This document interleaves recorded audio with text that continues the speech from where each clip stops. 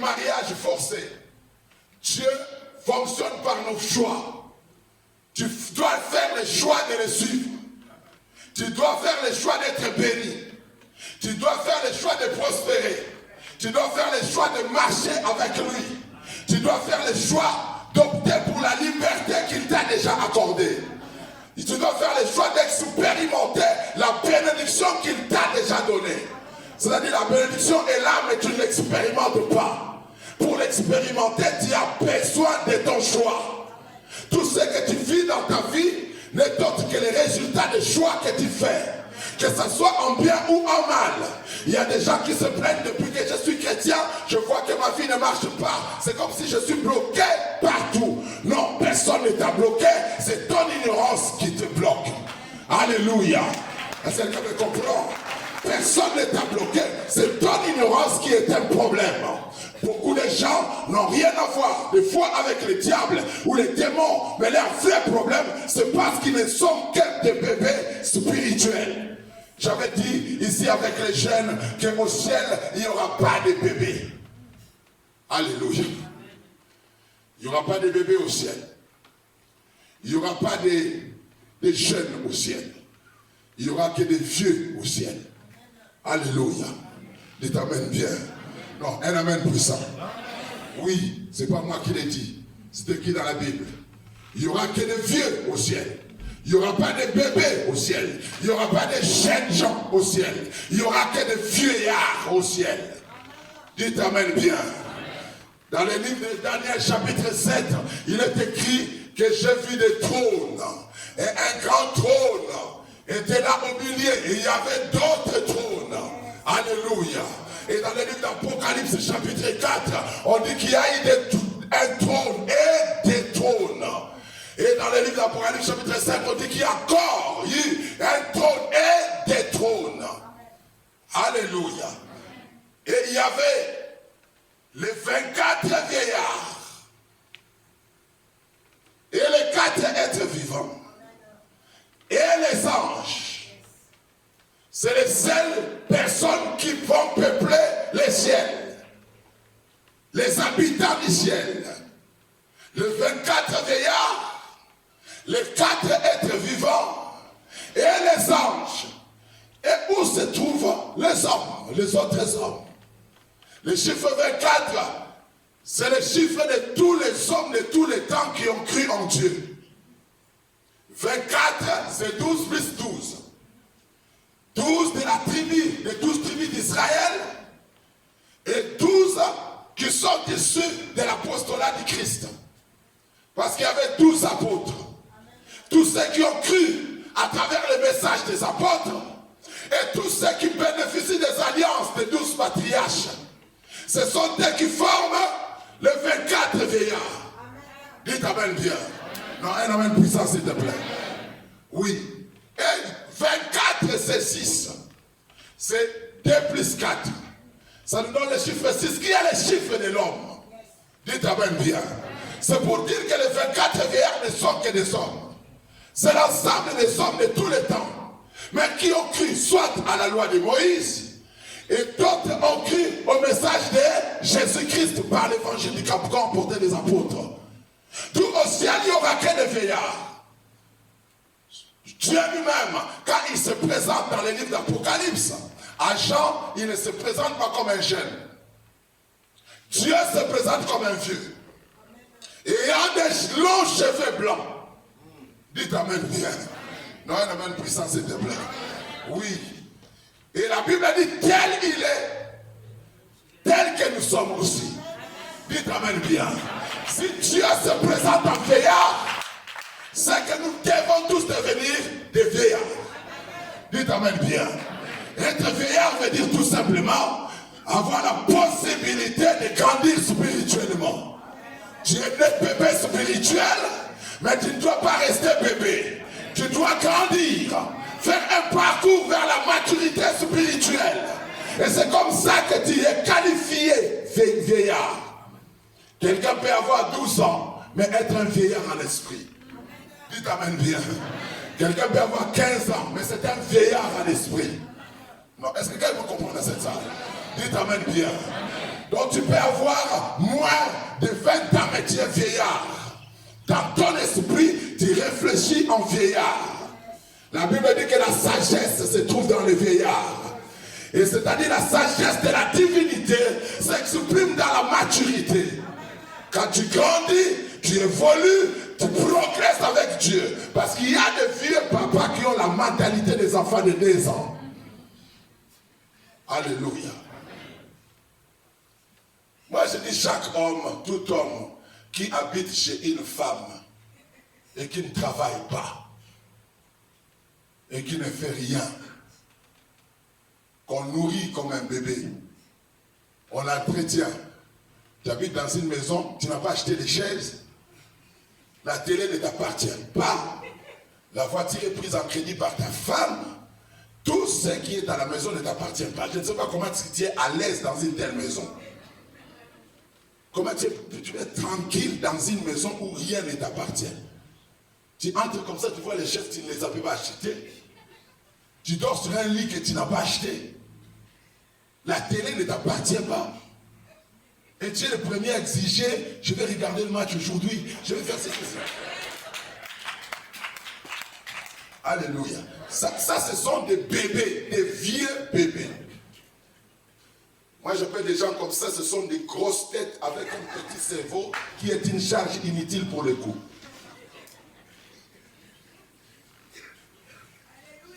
Alléluia. Dites Amen bien. Si ça te plaise ou non, dis Amen bien.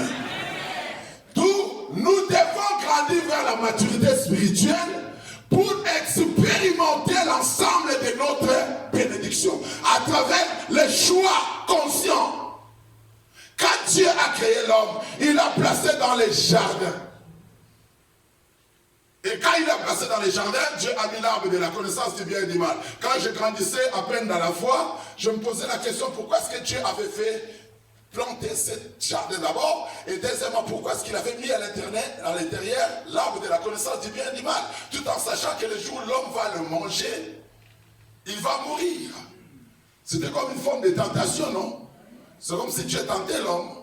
Alléluia. On dit Amen bien. Pourquoi est-ce que Dieu avait mis ça dans les jardins? Pourquoi il ne pouvait pas laisser que les choses soient seulement comme ça et qu'il y ait l'arbre de vie seulement, pas l'arbre de la connaissance du bien et du mal? Et je me posais ces questions. J'avais posé cette question à mon pasteur. Il m'a dit, tu me poses trop de questions. Alléluia. Et tu me poses trop de questions, je suis fatigué. J'ai compris que ça l'avait dépassé. Alléluia. Alors un jour, j'étudiais la parole de Dieu, je devais prêcher sur les choix. Et le Seigneur m'a dit pourquoi est-ce qu'il avait mis cet arbre dans les jardins? Le Seigneur m'a dit, l'arbre était dans les jardins, parce que moi, Dieu, je suis un amoureux. Je suis un amoureux, un vrai amoureux. Dieu est un vrai amoureux. Bon, il est lui-même amour. Hein? Amen. Donc, il aime. Et il aime l'amour dans son authenticité. L'amour dans toute sa pureté. Dieu n'aime pas l'amour, le vrai amour. Alléluia. Dieu n'est pas dans les à peu près dans l'amour. Donc il est vraiment dans l'amour, dans sa globalité, dans son intégralité, dans sa perfection. D'où Dieu ne voulait pas un amour forcé. C'est-à-dire, je crée l'homme et je le place sur la terre, mais l'homme n'a que le choix de m'aimer. C'est-à-dire, il n'a pas d'autre choix. D'où je devais planter un arbre dans les jardins pour qu'à chaque fois que l'homme va passer là, il voit l'arbre, il pense à moi et il dit, j'aime Dieu. Dites Amen bien. J'aime Dieu, je ne vais pas porter la main sur ça. À chaque fois que l'homme ne mangeait pas les fruits de l'arbre, il faisait le choix de l'amour pour Dieu. Est-ce que quelqu'un me comprend? Dieu voulait ça. Vous savez, tu ne peux pas être trop sûr de quelqu'un qui n'a pas eu d'autre choix que de t'aimer. C'est pourquoi des fois il faut accepter qu'il y ait la diversité. Hein? Dites Amen bien. Allez. Dites Amen bien. Un Amen puissant. Un Amen propre. Il faut des fois accepter ça. Qu'on vient de draguer, mais on drague aussi l'autre. Dites Amen bien. Parce que le jour où on va te choisir, tu diras, il m'avait vraiment aimé. Parce qu'il avait d'autres choix. C'était rencontre un homme qui n'a pas les choix. Tu ne peux pas être sûr qu'il t'aime. Parce qu'il y a des gens qui n'ont pas d'autre choix que de t'aimer. Parce que tu es une opportunité, la seule opportunité. Parce qu'ailleurs, peut-être on ne les aime pas. Ils attirent attention, ils attirent. Donc ce sont des gens, on ne les voit même pas. Et quand ils tombent sur toi, comme toi tu étais dans les prières, je vais l'homme de ma vie, Seigneur, je vais me marier, le premier qui vient, koum, bam, toum, boum. Seigneur, merci.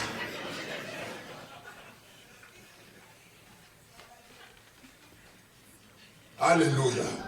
Dites amen bien. Un amen puissant. L'amour, c'est quand on t'a choisi, quand tu avais plusieurs choix. Moi, je disais que si j'ai passé un peu, je ne vais pas vous dire que non, moi j'ai été toujours alléluia. Dans mon parcours de la foi, j'ai fait des choix pour me marier. Mais j'avais un principe. La femme, je te drague, tu dis oui, directement tu es disqualifié. Alléluia. Je dis, ça va, frère. Mon nom, c'est est-ce que tu as tout le monde? Alléluia. Là, ça, non, c'est trop facile. La femme est un trésor. Elle se comprend très bien. La femme, c'est comme un diamant. C'est-à-dire qu'on doit la chercher. La Bible dit qu'il trouve une femme, trouve les bonheurs. C'est-à-dire qu'on ne peut pas trouver si on n'a pas cherché. La femme, on doit la chercher pour la trouver. Mais une femme que tu as rencontrée n'est pas une femme. Alléluia. Est-ce qu'on comprend la différence entre rencontrer et trouver? Il y a des gens qui se sont rencontrés par hasard. Alléluia. Par hasard, et vous vous êtes mariés par hasard aussi. Et puis vous continuez par hasard. Vous faites des enfants par hasard. Alléluia. Donc dites amen bien. Un amen puissant, s'il te plaît. D'où Dieu devait mettre un arbre là pour que ça détermine le choix de l'homme de vivre avec lui. Que l'homme puisse dire, je vais vivre avec Dieu. Le choix, dis après moi le choix. On n'évolue jamais. On n'est jamais béni. On n'est jamais prospère sans les choix conscients. Tu dois faire le choix d'être béni. Le choix d'être heureux. Les gens que vous voyez heureux, ils ont fait le choix du bonheur. Ils ont voulu le bonheur. Et ils ont fait le choix d'être heureux. Être malheureux, c'est aussi un choix. Échouer, c'est un choix. Alléluia. Est-ce que tu me comprends? Échouer, c'est un choix. Il y a un jour un pasteur qui m'avait dit, ah, docteur, je ne comprends pas. Cette femme, elle est sorcière. Elle parlait de sa femme. Et puis, il parlait plutôt de sa femme. Il m'a dit, ma femme, elle est vraiment une sorcière. Une sorcière, donc j'ai pris tout. Donc je ne sais pas. Donc il était, je ne sais pas, il était en colère contre sa femme. Et je lui dis, comment tu es arrivé jusqu'au niveau d'avoir une sorcière? Alléluia. Comment tu es arrivé jusqu'à ce niveau-là? Il m'a dit, non, le diable. Je lui ai dit, non, ce n'est pas le diable, c'est toi. Alléluia. Est-ce que cette femme t'avait dragué? Oh non. C'est toi qui l'avais dragué, non? Et tu l'as choisi. Et elle était sorcière et tu l'as choisi. Donc, où est le problème là? Alléluia. Assume ton choix. Assume ton choix. Dites amen bien. Il y a une autre chose que les gens doivent savoir. Moi, j'ai toujours prêché contre les divorces. J'ai toujours prêché contre ça. Il y a des cas de figure où on ne peut pas parler de divorce. Entre autres, dire que non, parce que la femme est sorcière, je vais la chasser. Ou parce que mon mari est sorcier, je vais le chasser. Non. Jésus a dit au commencement, il n'en était pas ici. C'est-à-dire, si vous retournez dans les jardins d'Éden, l'homme vivait avec la femme. Je vous transporte là-bas, allons dans vos jardins. Mettez dans votre tête comme si les jardins étaient une maison dans laquelle vivaient Adam et Ève. Et puis Adam qui revient de son travail, et puis il passe comme ça, il entend les bruits dans la chambre. Il entre et il trouve sa femme en train de parler. Il parlait avec le diable. Tu comprends? Mets dans ta tête que c'est toi Adam. Tu retournes de ton travail et tu attends les bruits dans ta chambre. Tu ouvres comme ça, tu trouves, c'est ta femme qui parle avec un serpent. Ta femme là, que tu aimes là, elle parle avec un serpent. Quel sera ton premier réflexe? Au nom de Jésus, tu les chasses d'abord au nom de Jésus, et puis tu vas la chasser au nom de la loi. Alléluia. Elle se comprend très bien. C'est-à-dire, la femme d'Adam parlait avec un serpent. Et la femme d'Adam communiquait avec Satan. C'est comme aujourd'hui, ta femme communique avec les démons. Parce que vous n'avez jamais réfléchi comme ça. Il faut réfléchir à ce niveau-là. Deuxièmement, à cause de cette femme, Adam a perdu le jardin.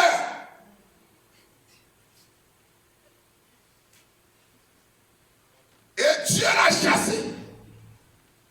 Mais une chose, c'est qu'Adam a tout perdu, sauf cette femme-là. Est-ce que vous comprenez? Il a tout perdu, sauf cette femme. Tandis que son problème, c'était cette femme-là. Vous n'avez pas compris. Dites amen bien. Elle se comprend très bien. Ça dit, son vrai problème, c'était cette femme. Mais il a tout perdu, sauf cette femme.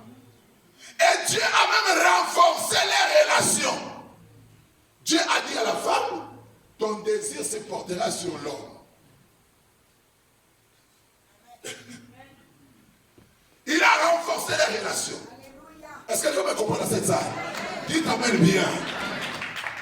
Dans les domaines du mariage, ce n'est pas question, oh non, cette femme-là ne parle pas langue, oh elle ne prophétise pas, oh elle ne prie pas beaucoup, oh elle est comme ça, non. Ou cet homme-là, je ne comprends pas, moi je voulais un homme de Dieu, je voulais quelqu'un qui prêche, qui prie du matin jusqu'au soir, qui ne va pas au travail, et puis qui dort et qui fait des visions parce qu'il va beaucoup dormir. Alléluia. Dites amen bien. Donc tu veux quelqu'un de comme ça. Moi je ne voulais pas quelqu'un de... Écoute, le mariage, vous savez il y a beaucoup de pasteurs qui prêchent sur internet là, qui parlent du mariage du matin jusqu'au soir. Et qui vous donnent les 10 principes pour avoir un bon fiancé. Les 7 principes pour avoir un bon mariage. Tous ces enseignements sont faux. Il n'y a qu'un seul enseignement qui est vrai. La volonté de Dieu. Que l'homme soit, oh non, moi je priais, on vous dit, fais les détails, je veux un homme qui a des yeux comme ça, qui a la bouche comme ça, qui saute comme ça, qui danse comme ça. Tout ce qu'on vous raconte, la bien-aimée, ce n'est pas biblique. Dieu est le seul habilité à mettre l'homme et la femme ensemble. Que l'homme ne sépare pas ce que Dieu a choisi. Même si cet homme-là ne cadre pas avec ton critérium, il reste l'homme de ta vie parce que c'est Dieu qui te l'a donné. Dis après moi les choix. Mais les choix dépendent de la maturité. On ne peut pas faire les bons choix sans une bonne maturité. Beaucoup des enfants de Dieu sont bébés spirituels, d'où ils subissent facilement les oppressions du diable sur eux. Le diable les attaque, le menace et atteint aussi ses objectifs dans leur vie. Non pas parce qu'ils sont possédés, mais parce que la Bible dit aussi longtemps que l'héritier est encore enfant, il ne diffère en rien d'un esclave. Vous pouvez vivre des situations similaires avec les gens qui ne connaissent pas Dieu. Rencontrer les mêmes maladies, se retrouver dans la même médiocrité, se retrouver dans la même misère, avec tous les païens qui ne connaissent pas Dieu.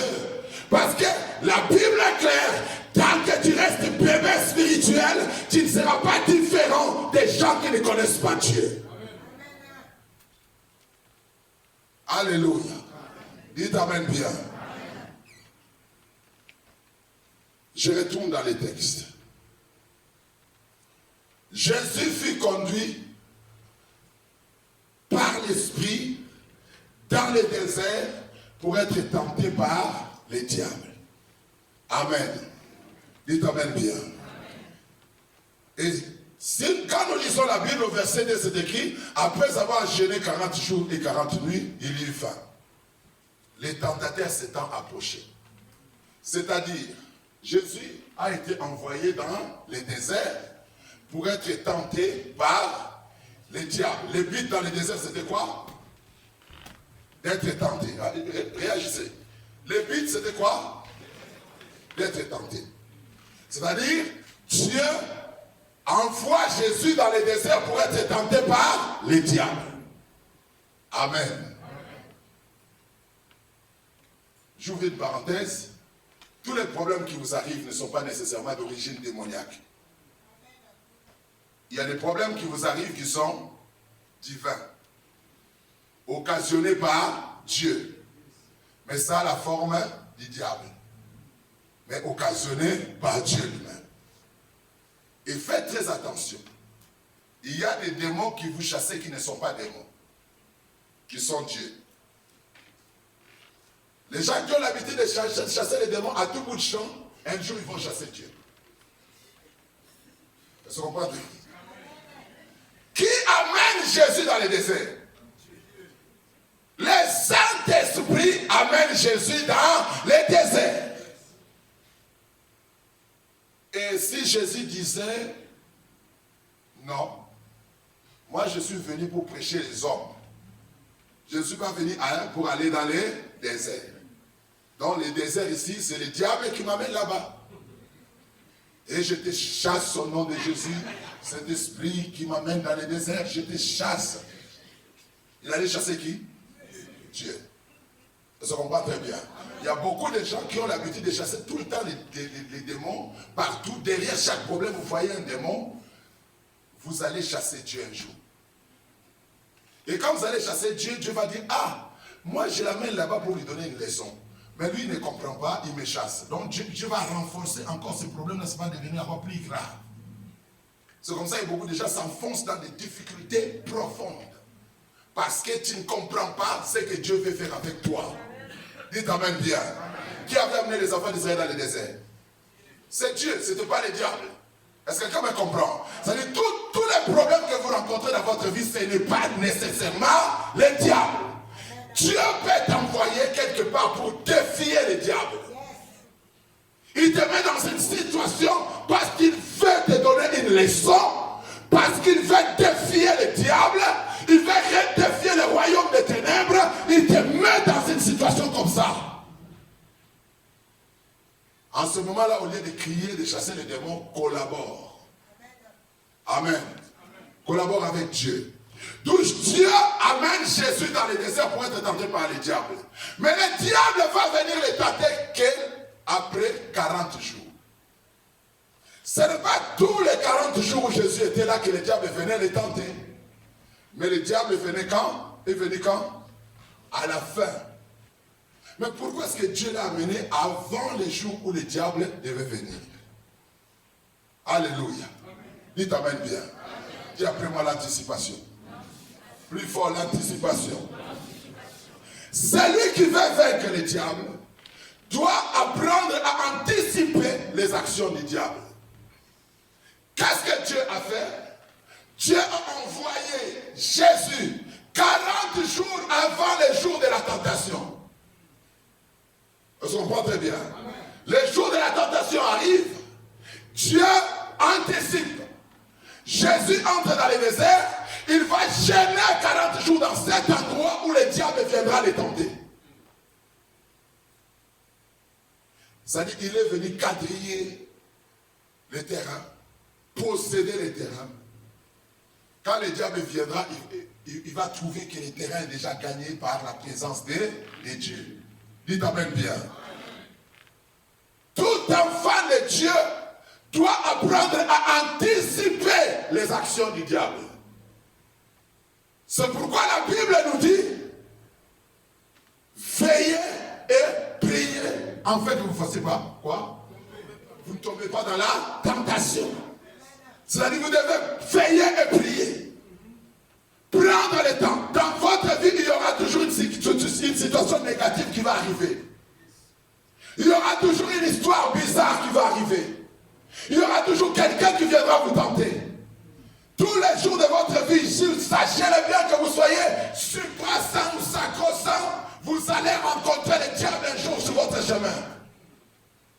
C'est pourquoi Paul nous exhorte en disant, faites en tout temps par l'esprit toutes sortes de prières. Et il nous dit encore, priez sans cesse. Nous devons toujours être en état de prière. C'est ça la bonne manière d'anticiper les actions du diable. De précéder le diable sur le terrain. Dieu te dit, tu vas aller à Kinshasa, supposons. Ou tu vas aller en Chine.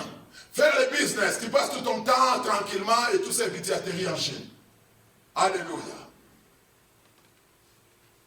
Les choses que tu vas rencontrer là-bas, tu auras des difficultés de les résoudre. Peut-être que tu auras des solutions, mais ça sera difficile. Mais si avant d'aller là-bas, tu anticipais. Les chrétiens d'aujourd'hui ont perdu plusieurs notions de la foi. Plusieurs notions de la foi. Moi, avant d'aller n'importe où, je prends la carte de ce pays. Ou je prends l'image de ce pays. Je mets ça devant moi et je commence à poser ma main là-dessus. Je prie pour ce pays-là, tous les jours. Même avant de venir ici en Suisse, je priais pour la Suisse. Je priais pour la Suisse. Pour que les portes de ce pays me soient ouvertes, que le diable soit loin de moi, que les démons n'arrivent pas à me vaincre, que la sorcellerie ou toutes les forces négatives qui agissent dans ce pays ne puissent pas m'atteindre. Dites amen bien. L'anticipation, dis après moi l'anticipation. Dieu a précédé